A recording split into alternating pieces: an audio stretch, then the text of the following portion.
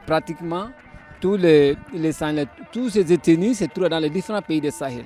Ce n'est pas seulement le Mali, c'est le défilé présenter l'ensemble de l'Afrique sahélo-sahélienne. Depuis que je suis devenu, ça fait 30 d'années d'expérience, c'est la première fois que je me suis monté sur le podium Tombouctou en tant que Tombouctien. C'est ma première fois. Alors, en 62, depuis 62 jusqu'à nos jours, aujourd'hui, on n'a pas fait le biennale artistique et culturel à Tombouctou. Donc ça m'a vraiment touché droit au cœur. C'est pour ça que je me suis dit, personne ne va pas répondre à la question de Tombouctou à la place de Tombouctiens, Mali en particulier, Mali en général.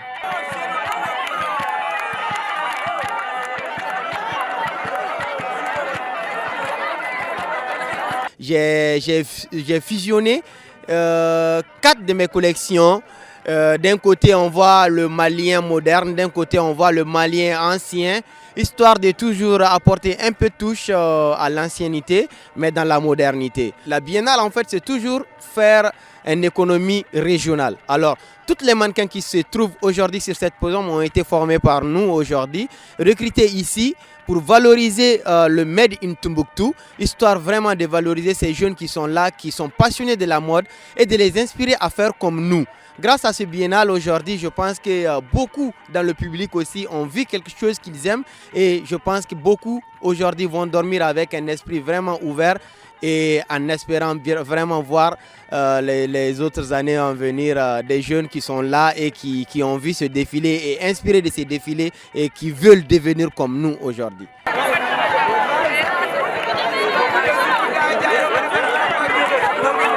En réalité, c'est plus qu'un symbole. Pour reprendre les mots de monsieur le ministre en charge de la culture, Mamoud Afé, ici à Tombouctou, les cultures sont en résistance. Et le symbole est plus que fort. Nous sommes à la place Flamme de la Paix, un espace historique. Et nous avons vu 2 artistes défiler, 2 designers défiler, 2 générations se parler. Le premier a eu l'occasion de travailler avec Modibo Keïta, l'initiateur de ce qui était les semaines de la culture. Et le dernier est de la nouvelle génération.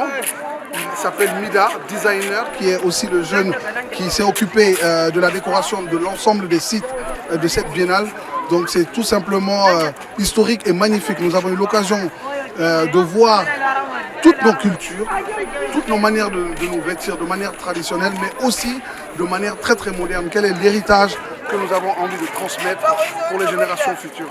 Et vous l'avez rappelé, nous sommes en plein cœur de la biennale, nous sommes à Tombouctou, première biennale au nord du Mali, au moment où certains disent que ce n'est plus possible, au moment où certains pensent que le Mali va sombrer, au moment où certains pensent que nous ne sommes pas et que nous n'avons pas été, nous avons montré que nous fûmes, nous sommes et nous allons être pour nos parents, pour ceux qui vivent aujourd'hui et aussi pour les générations futures.